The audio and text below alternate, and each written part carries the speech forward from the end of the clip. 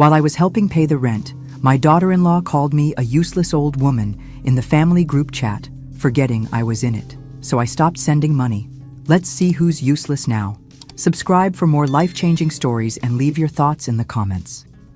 My hands trembled as I transferred $800 to Ryan's account, nearly half my substitute teacher's salary for the month. The confirmation dinged, and I stared at my bank balance, $912.63 to last until next month. I winced as I shifted my weight off my injured knee, still throbbing from my fall on the school steps 2 hours earlier. Not a single person had stopped to help. At least they'll have a good Thanksgiving, I whispered, counting out coins for the bus ride home. Rain pelted against my umbrella as I limped up the stairs to my modest apartment, the one I'd managed to keep after John died 5 years ago. Inside, I hung my damp coat and immediately began preparing the turkey. 16 hours of cooking lay ahead, but I didn't mind. After 3 years of cancellations, my son and his family were finally coming for Thanksgiving dinner. I moved methodically through my tiny kitchen, chopping onions for stuffing, peeling potatoes, and preparing John's special cranberry sauce recipe. Every few minutes I checked my phone, half expecting the cancellation that haunted me. By midnight, the pies were cooling, and everything was ready for tomorrow's feast. The next morning, I was up at 5, sliding the 20-pound turkey into the oven.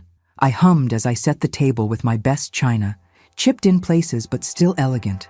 I even bought sparkling cider for my teenage grandchildren, Emma and Tom, whom I barely knew anymore. At 4:30 p.m., with the turkey golden and the house filled with aromas of sage and cinnamon, my phone rang. Ryan's name flashed on the screen. "Mom?" His voice carried that familiar tone, the one that preceded disappointment. My stomach clenched. "You're not coming." Something came up. A really important networking opportunity with Vanessa's colleagues. "I see." My voice sounded hollow, even to my own ears. "We'll reschedule, I promise." In the background, I heard Vanessa's voice, slightly muffled but clear enough. "Tell her we have an important commitment, honey. She'll understand." She always does. Then came the unmistakable sound of laughter. "I'm sorry, Mom. You get it, right? This could really help my career." "Of course," I said automatically. "I understand." After hanging up, I stood motionless in my festive dress, surrounded by a feast prepared for ghosts. Methodically, I began wrapping each dish in foil. The food would last me weeks. As I stored the untouched pumpkin pie, my phone chimed with a notification.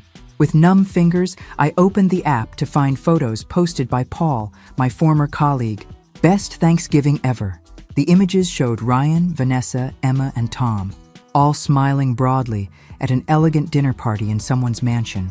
They wore formal attire, champagne flutes raised in celebration. I zoomed in on Vanessa's neck. A new diamond pendant gleamed there, probably worth 3 times what I sent them monthly. My vision blurred as I noticed Ryan's expensive watch, the one I'd never seen before. For this dinner, I'd been deemed unworthy to attend. I'd transferred money I couldn't spare, money that meant working weekends, cleaning houses in addition to my teaching jobs. At 58, my body protested these extra hours with aches that kept me awake at night.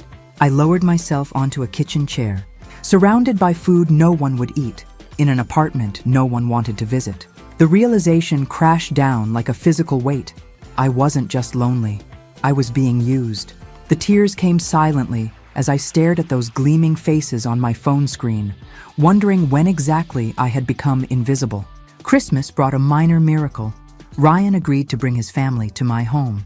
I spent 3 days decorating, hanging the ornaments John and I had collected over decades, baking Ryan's favorite cookies, and wrapping modest gifts I could ill afford. When the doorbell finally rang, my heart raced with anticipation. They were actually here.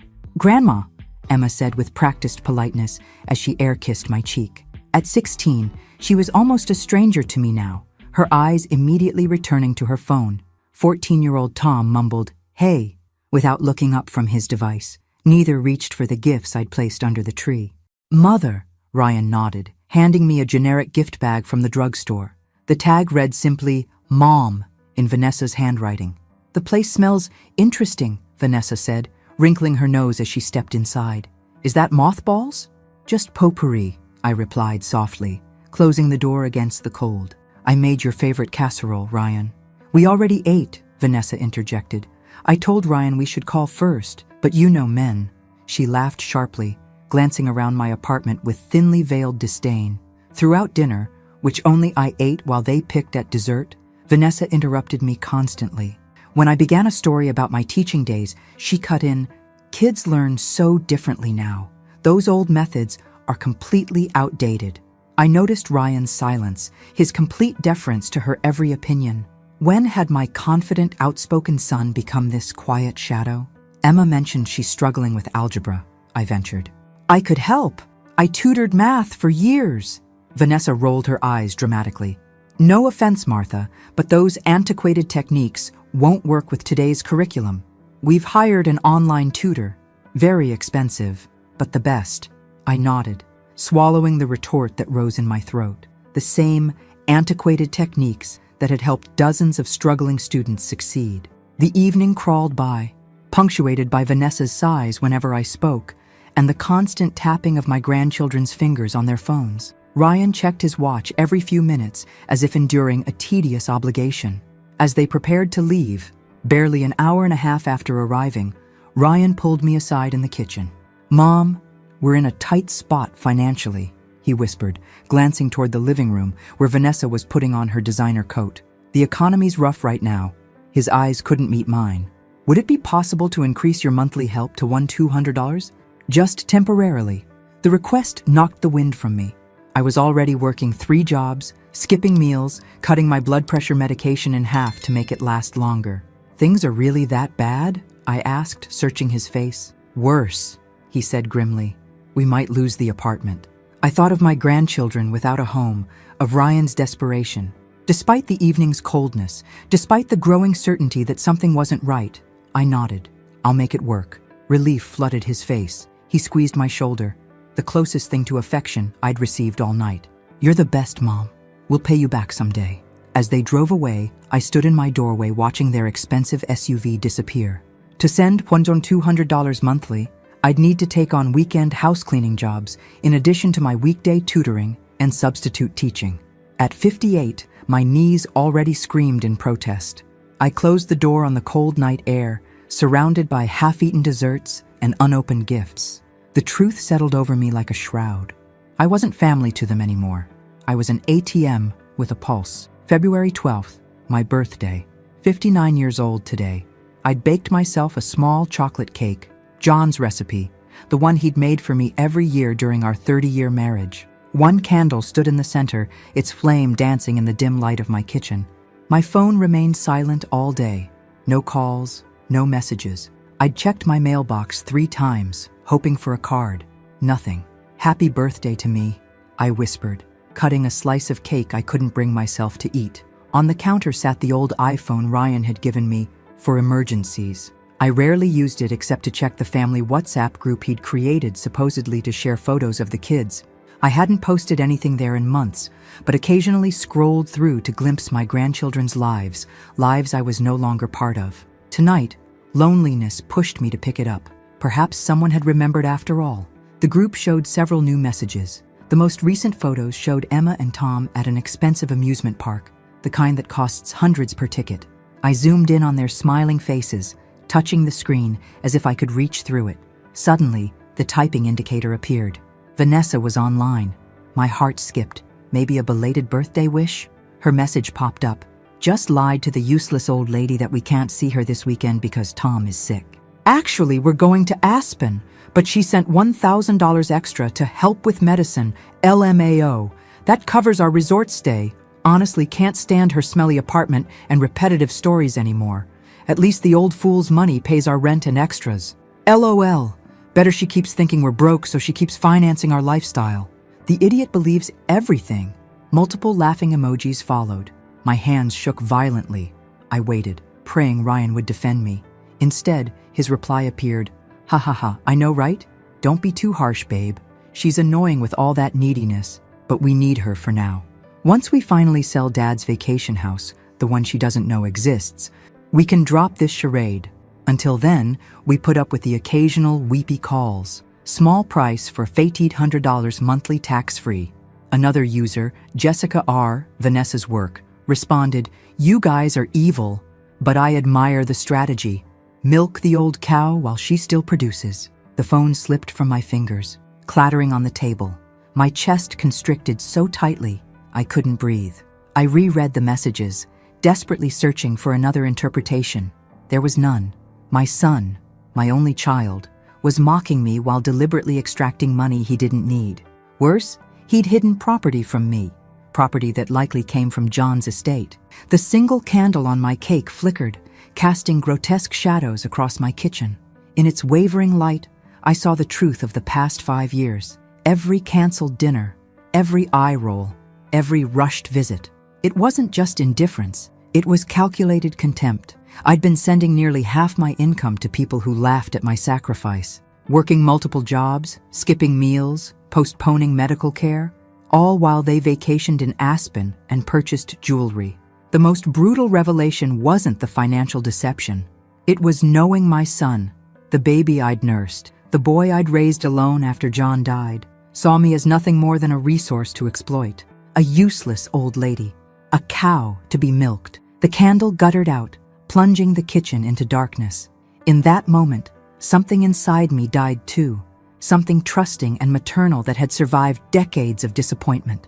What remained was something colder, something with unexpected strength. 2 weeks passed after discovering those messages. 2 weeks of going through motions, teaching, cleaning houses on weekends, transferring money to Ryan, all while a storm raged inside me. I couldn't eat, couldn't sleep. My body moved through the world like an empty shell.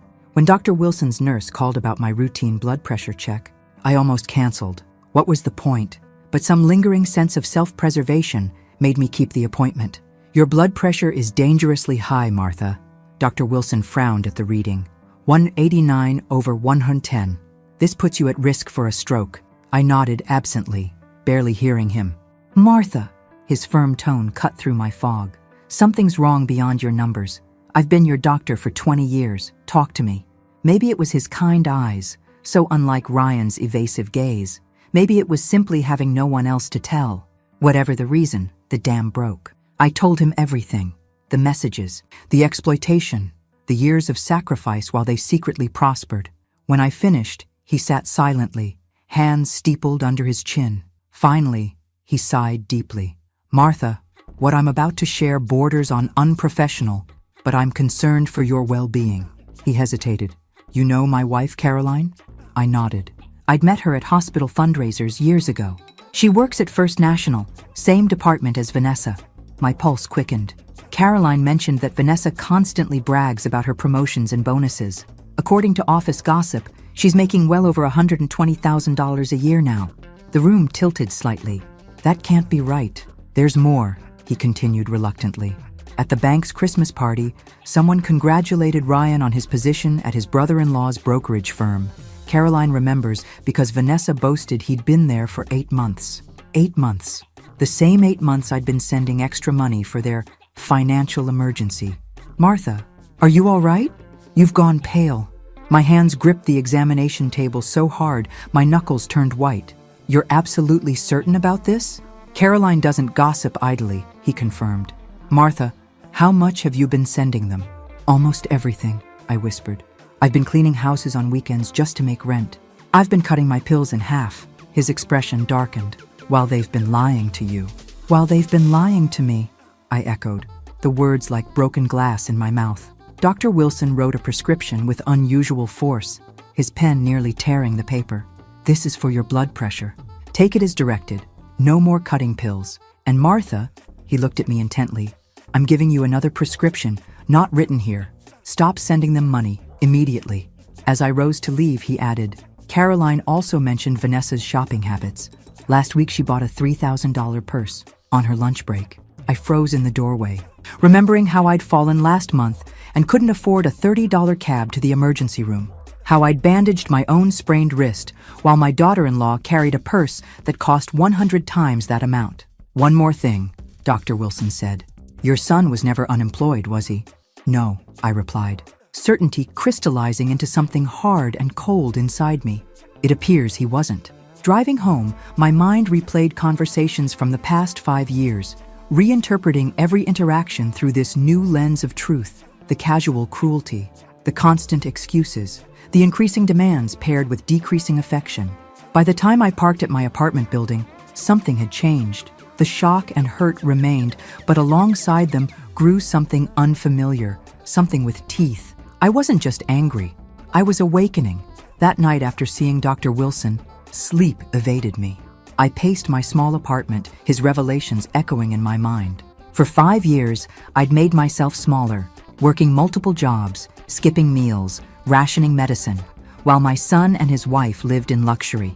At 3 a.m., I flipped on my bathroom light and truly looked at myself for the first time in years.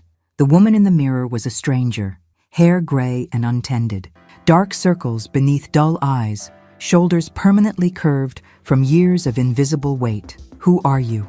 I whispered to my reflection. This woman had allowed herself to be diminished, exploited, and discarded. She had believed she deserved it. She had accepted crumbs of affection in exchange for her dignity. "Enough," I told the mirror firmly. "This ends now." My hands stopped shaking. My voice lost its tremor. In that moment, Martha Sullivan began to return from the dead. I wouldn't confront them immediately. That would only trigger more lies, more manipulation. Instead, I would reclaim my power silently, one piece at a time. Morning brought clarity and purpose. First, I canceled the automatic monthly transfer to Ryan's account without explanation. Next, I visited my bank and spoke with the manager about securing my accounts. "I'd like to revoke all access permissions," I explained, "and check if there have been any unauthorized inquiries recently." The manager tapped at his keyboard. "Actually, yes.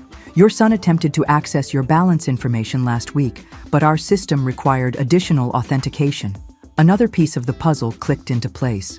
Ryan had been monitoring my accounts, calculating exactly how much he could extract. At home, I left the family WhatsApp group without explanation and temporarily blocked Ryan and Vanessa's numbers. Their reaction would come soon enough. I stared at my phone contacts, scrolling to a name I hadn't called in years. Diana Levinson, my closest friend before Ryan had subtly suggested she was a bad influence who took advantage of me. My finger hovered over the call button, then pressed decisively. "Martha?" Diana's voice was surprised but warm. "My God, it's been forever. I thought you'd moved away or something." "No," I replied, surprised by the steadiness in my voice. "I just got lost for a while, but I'm finding my way back." That afternoon, I visited the public library and enrolled in a free financial literacy course. On my way out, I picked up a pamphlet about legal rights for older adults. The day before Ryan's birthday, I sent only a simple card. No check, no emotional message, none of the usual extra money. The response was immediate. My phone began ringing incessantly. Ryan, then Vanessa, then numbers I didn't recognize, likely trying to reach me from different phones after realizing they'd been blocked. I let them all go to voicemail while I revised my resume for a position at a private school that paid substantially better than my substitute teaching jobs. When my doorbell rang repeatedly that evening, I didn't flinch. Through the peephole, I saw Ryan standing there, clearly agitated. I took a deep breath, straightened my shoulders, and opened the door. His face registered shock, whether at my calm demeanor or that I'd answered at all. I couldn't tell. "Mom," he began, his voice artificially concerned. "Is everything okay? We've been worried sick." I allowed myself one small smile. "Hello, Ryan. We need to talk about your job at your brother-in-law's brokerage firm, the one you've had for 8 months now." The color drained from his face. My invisibility had ended. 3 weeks after I stopped sending money, Ryan appeared at my door again. This time, his carefully crafted mask of concern had vanished entirely.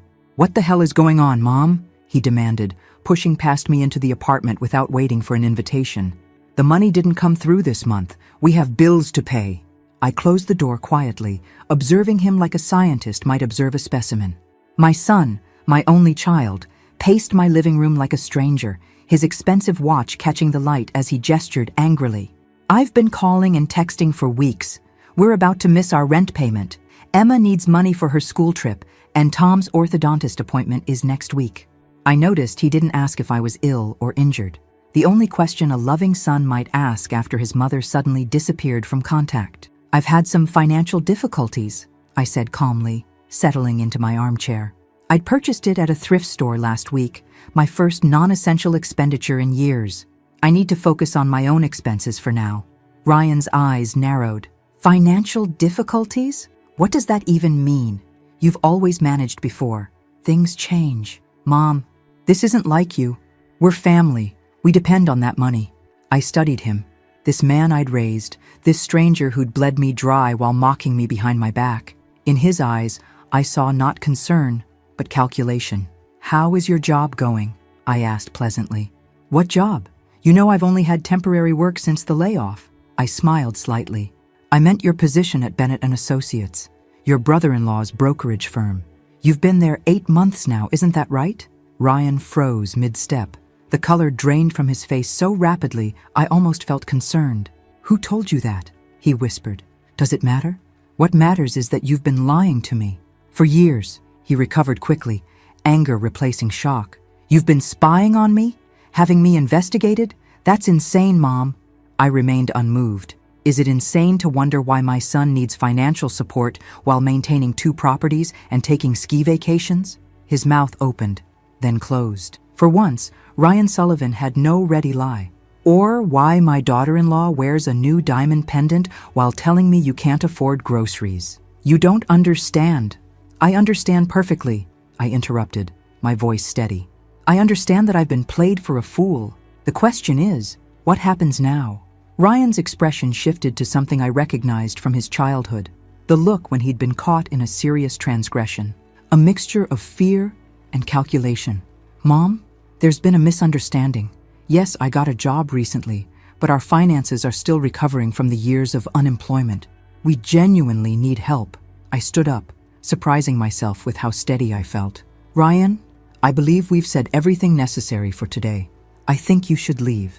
You're abandoning your family when we need you, he hissed, desperation making him ugly.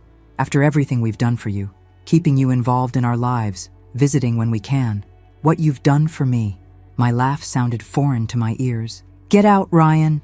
We'll discuss this when you're ready to tell the truth. I opened the door and waited. For a moment, I thought he might refuse, might continue this futile performance. Instead, he stalked past me, pausing at the threshold. You'll regret this, he warned. You need us more than we need you. I closed the door behind him without reply, leaning against it as his footsteps receded down the hallway. For the first time in years, I felt something extraordinary. I felt powerful. The confrontation with Ryan left me shaken, but resolute. I needed to know exactly what I was dealing with. I'd glimpsed the tip of an iceberg, but intuition told me the deception ran deeper. I found Bradley Cooper through an ad in the community paper. Retired PI. Affordable rates. He was a grandfatherly man, with shrewd eyes and a gentle manner. I'm not looking for revenge, I explained during our first meeting at a diner near my apartment. I need to understand the full extent of the lies before I can move forward. Bradley nodded. I understand, Mrs. Sullivan. You need closure. 2 weeks later, he called requesting an urgent meeting. We met at a quiet coffee shop downtown. The moment I saw his face, I knew he'd found something significant. Mrs. Sullivan, he began, unusually somber. You might want to brace yourself. He slid a manila folder across the table.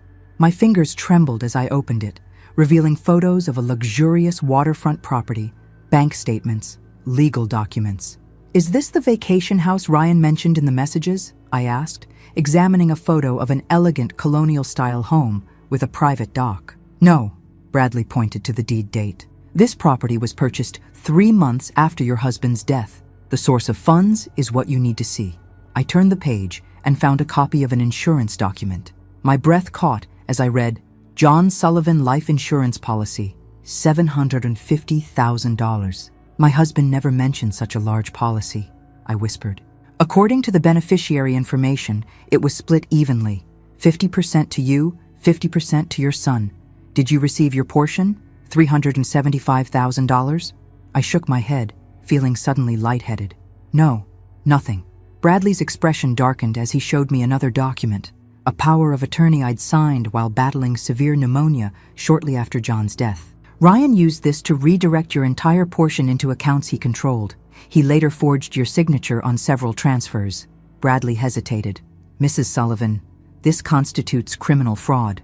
My hands shook violently as I examined the documents. The room seemed to tilt sideways. There's more, Bradley continued gently. The apartment they claim to rent? They own it outright, purchased with some of your insurance money. There was never any rent to pay. Each revelation hit like a physical blow. Vanessa hadn't just received promotions. She'd inherited substantially from her grandmother 2 years earlier. Ryan managed significant investments. Their temporary jobs were elaborate fictions. They've been extracting money from you while living in luxury, Bradley concluded. And I found evidence they're planning to sell your apartment. The property was transferred to Ryan's name through documents manipulated by his friend Joseph Miller, an attorney who handled your husband's estate. The coffee shop faded around me as the brutal truth crystallized. For 5 years, I'd lived in self-imposed poverty, working multiple jobs, skipping meals, rationing medicine, while my son lived lavishly on money that legally belonged to me. Mrs. Sullivan, are you all right? I raised my eyes from the devastating evidence before me. Something had changed in me, something fundamental and irreversible.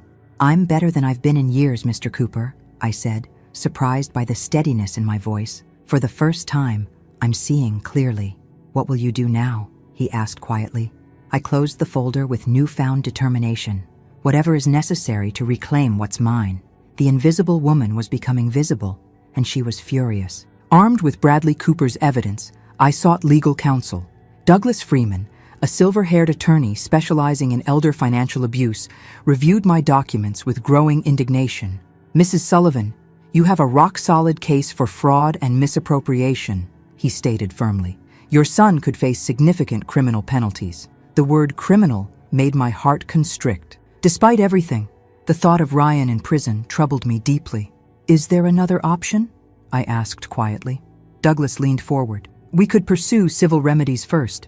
Demand full restitution, transfer of properties, legal fees. It would give him a chance to avoid criminal charges. I nodded, relieved. That's where I want to start. He may not cooperate, Douglas warned. People who commit this kind of betrayal rarely accept responsibility easily. Then we escalate, I replied, surprising myself with my resolve. But I want to try this way first. Over the next weeks, I methodically built my case. Douglas helped me document every transfer I'd made to Ryan over 5 years, nearly $50,000 from my meager income. We gathered bank records, text message histories, forged documents, and Bradley's findings about the hidden properties and insurance money. Meanwhile, Ryan and Vanessa intensified their attempts to contact me. Their messages evolved from concerned to desperate to threatening. Mom, please call us. We're worried about you. Ryan. Martha, if you're upset about something, we should talk. Vanessa. Mom, our electricity is about to be shut off. The kids are suffering. Ryan. This silent treatment is incredibly immature. Martha. Vanessa. If you don't respond, we'll need to call the police for a wellness check. Ryan. I maintained radio silence, responding only with brief text messages. I'm fine, just going through some personal matters, or need some space right now. Each message fueled their frustration, proof they cared more about the money than my well-being. During this time, I made other changes. I accepted the private school teaching position, increasing my income by 40%. I joined a community center exercise class, slowly rebuilding my physical strength. I reconnected with old friends Ryan had subtly separated me from years ago. Most importantly, I began seeing a therapist, Dr. Levine, who specialized in family trauma. What you're experiencing is a profound betrayal, she explained during our second session. It's natural to feel grief, rage, and confusion simultaneously. The strange thing is, I confessed, alongside the pain, I feel something else, something almost like liberation. She nodded. For years, you've been controlled by their narratives and needs. Now you're reclaiming your autonomy.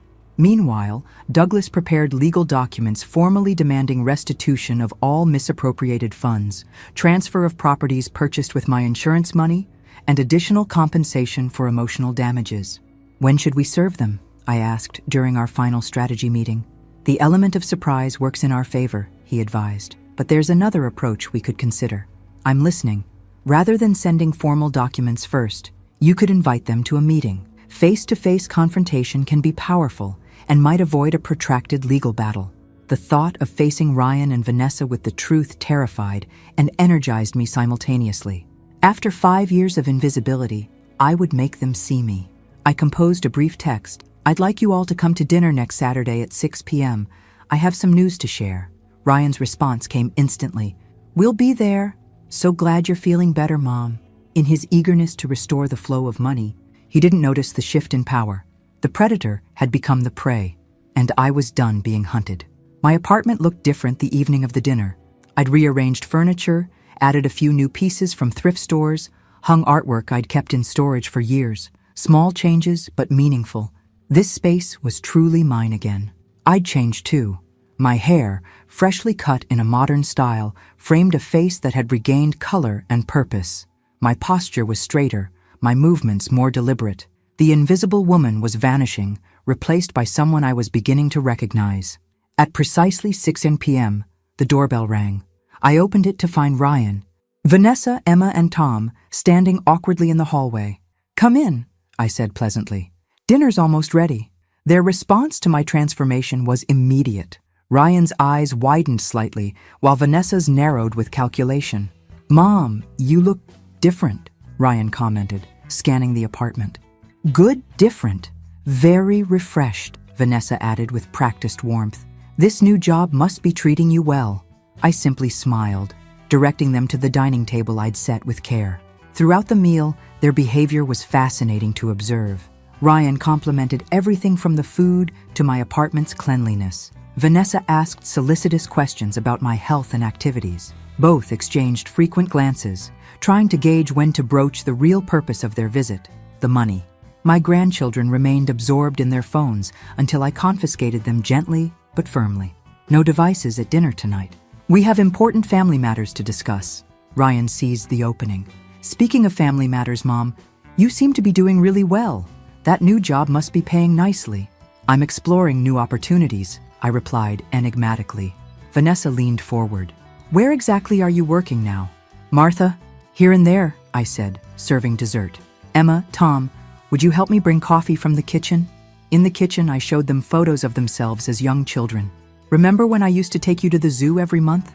You loved feeding the giraffes. Their expressions softened with genuine, if distant, memories. Why did you stop visiting us? Tom asked quietly. Did your parents say I stopped? I countered gently. Their confused expressions told me everything. Back at the table, I served coffee and then calmly placed a folder beside my plate. Before we continue, I want to record this conversation.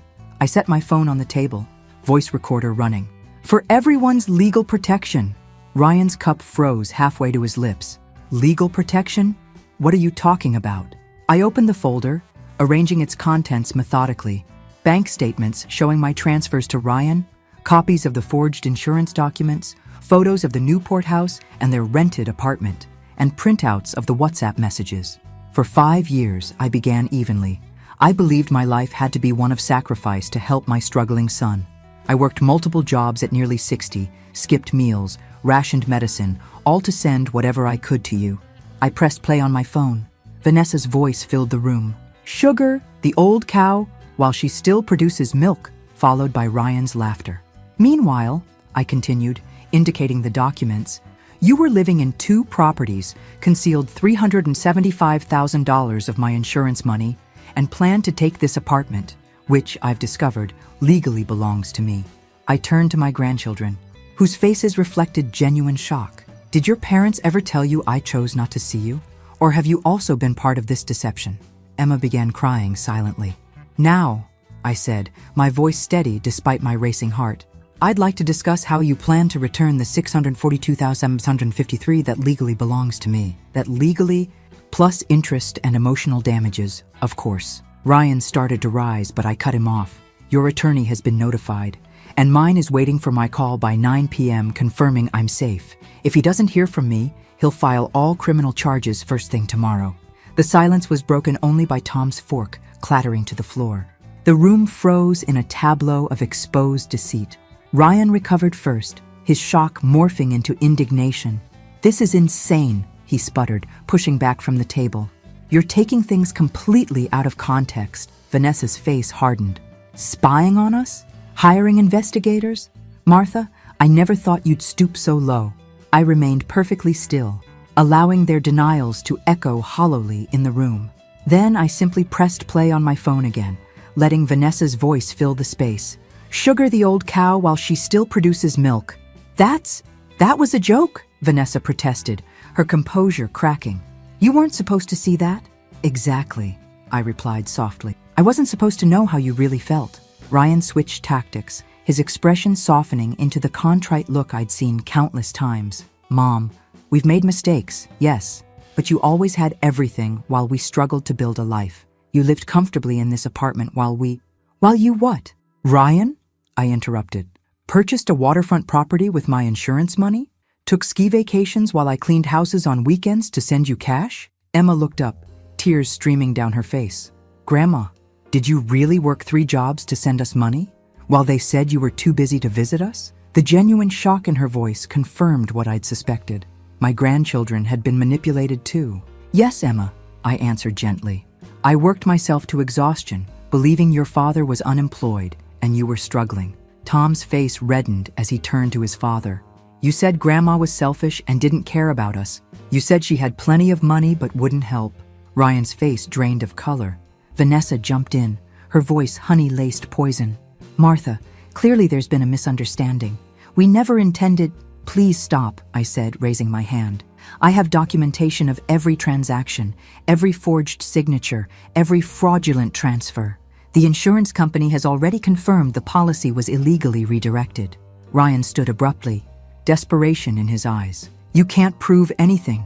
It's your word against ours. My attorney advised me you'd say that. I slid another document across the table. That's why I petitioned for handwriting analysis on the forged documents. The results arrived yesterday. Ryan glanced at the paper, then away.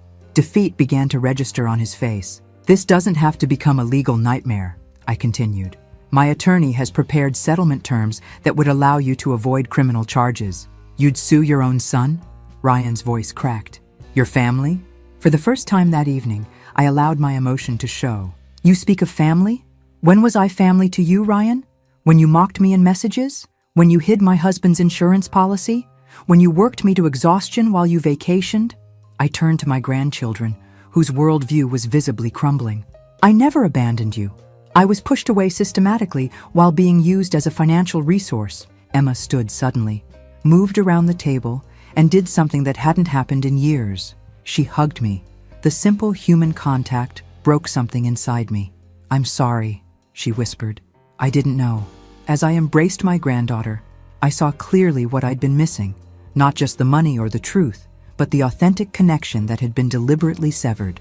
Settlement papers will arrive tomorrow, I said over Emma's shoulder, looking directly at Ryan. Choose wisely. The weeks following the confrontation tore through the foundations of what remained of our family.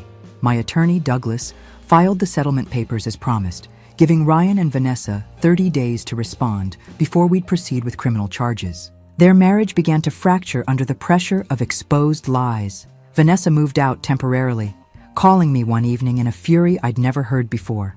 This is all Ryan's idea, she hissed, words slurring slightly. The insurance money, the forged documents, I knew nothing about that. The WhatsApp messages suggest otherwise, I replied calmly. That was just venting. Everyone complains about their in-laws, she protested. But Ryan went behind my back with the big stuff. Did you know he's been gambling, or that he had an affair with my friend Jessica last year? I remained silent, recognizing her tactic, offering new betrayals to distract from her own culpability. I need you to tell your lawyer I wasn't involved, she continued desperately. My career would be destroyed if this became public. The bank has strict ethics policies. I'll consider your request, I said, hanging up without commitment. Meanwhile, Ryan alternated between pleading messages, Mom, please, we can work this out as a family, and thinly veiled threats. If you push this, none of us will ever speak to you again. The most surprising development came from my grandchildren. Emma called one afternoon, asking if she could visit. When I opened my door, both she and Tom stood in the hallway, looking lost. Can we talk to you, Grandma? Emma asked hesitantly. About everything? Over hot chocolate, they shared their side of the story, how they'd been gradually separated from me through elaborate excuses, how their parents had painted me as disinterested and selfish. Dad always said you were too busy for us, Tom explained. When we asked to visit, he'd say you had declined. And Mom said your apartment was unsafe because of your hoarding problem, Emma added. My what? I nearly choked on my drink. She said you had mental health issues and couldn't handle visitors. Emma continued. We believe them because, well, they're our parents. Their visits became regular, tentative bridges being rebuilt between us. With each conversation, I learned more about the toxic environment they'd been raised in, the constant focus on appearances, the casual dishonesty, the materialistic values. One evening, just days before the settlement deadline, Emma and Tom appeared at my door unexpectedly, faces streaked with tears. Everything's falling apart, Emma sobbed. Dad moved into a hotel. Mom's talking about relocating to Chicago. They're fighting constantly about money and blame. We're scared, Tom admitted, looking younger than his 15 years. Dad could go to jail, couldn't he? The question hung in the air, heavy with implications. Yes, Ryan could face prison time if I pursued the criminal charges, a reality I'd been avoiding confronting. What happens to us if he does? Emma whispered. I pulled them both into an embrace, feeling their bodies shake with fear. These children, innocent bystanders in a war of adult making, had already lost so much: their security, their trust, their family structure. That night, after they left, I sat alone in my kitchen, staring at the calendar marking the settlement deadline. In 3 days, I needed to instruct Douglas on how to proceed. The choice loomed before me: justice or mercy, restitution or relationship, legal victory or family healing. I'd spent months building a case that could reclaim what was stolen from me. But was I prepared to pay the emotional price of winning? The morning of the settlement deadline dawned with a gentle rain in Providence, the same weather as the day I'd fallen on those school steps months ago, invisible to everyone around me. Today, as I stepped from a taxi in front of Douglas Freeman's office, the driver insisted on holding an umbrella for me all the way to the entrance. Inside the conference room, tension hung thick in the air. Ryan sat hunched, looking years older than when this began. Vanessa maintained her composure despite her disheveled appearance. My grandchildren waited silently in a corner, alongside an elderly woman I didn't immediately recognize. This is my mother, Eleanor, Vanessa introduced reluctantly. She wanted to be here. The 82-year-old woman approached me, leaning on a cane. Mrs. Sullivan, I knew nothing of what my daughter was doing. When I found out, I insisted she come today and accept whatever terms you propose. I nodded, surprised by this unexpected ally, and signaled Douglas to begin. He presented the extensive document. Martha Sullivan has sufficient evidence to criminally prosecute Ryan Sullivan for fraud, forgery, and misappropriation of funds exceeding $600,000, elder financial abuse, and power of attorney abuse. Ryan's shoulders slumped further. Douglas continued, however, she is willing to forego criminal charges under the following non-negotiable conditions. The agreement was meticulous. Ryan would immediately sell the Newport house and transfer all proceeds to me. The rented apartment would be sold within 6 months, with 70% of the value coming to me. Ryan would additionally pay $2,000 monthly for 5 years. I would have regular visitation rights with my grandchildren, including 1 month each summer. There's also a behavior clause, Douglas added. Any attempt to disparage Martha to the grandchildren or community will result in immediate reinstatement of criminal proceedings. Ryan, facing the very real possibility of prison, signed without objection. Vanessa attempted to argue about the apartment sale, but a single look from her mother silenced her. Why are you doing this, Martha? Ryan finally asked, his voice hollow. You could send me to prison. You could completely ruin our lives. I studied my son, truly saw him, and recognized something I hadn't noticed before. Fear, not just of prosecution, but a deeper, older fear. I'm not doing this for you, I replied calmly. I'm doing it for my grandchildren and for myself. Spending years in courtrooms, reliving every betrayal, would keep me tethered to the past. I prefer to move forward, but on my terms. Turning to Emma and Tom, I added, and I do this because despite everything, I believe you deserve the chance to grow up understanding what family truly means. 6 months later, I settled into my new apartment overlooking the ocean in Newport, an irony not lost on me. With my recovered funds, I'd not only secured my financial future, but created a special space for Emma and Tom, who now spent every weekend with me.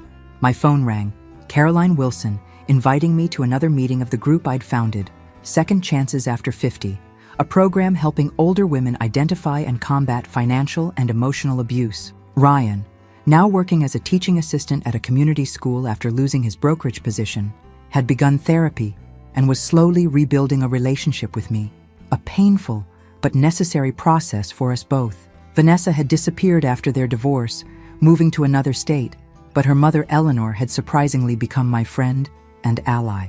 On a sunny afternoon, I helped Emma with her math homework on my balcony. The ocean view was spectacular. "Grandma," Emma asked, "do you regret not sending Dad to prison?" I considered her question carefully. Justice and revenge are different things, sweetheart. Sometimes true victory isn't in destroying those who hurt you, but in rebuilding something better from the ruins. I glanced at the newly framed photo on my wall. Emma, Tom, and me at my financial certification graduation. Beside it hung a plaque with the phrase that had become my mantra: "It's never too late to rediscover your worth." Thanks for listening. Don't forget to subscribe and feel free to share your story in the comments. Your voice matters.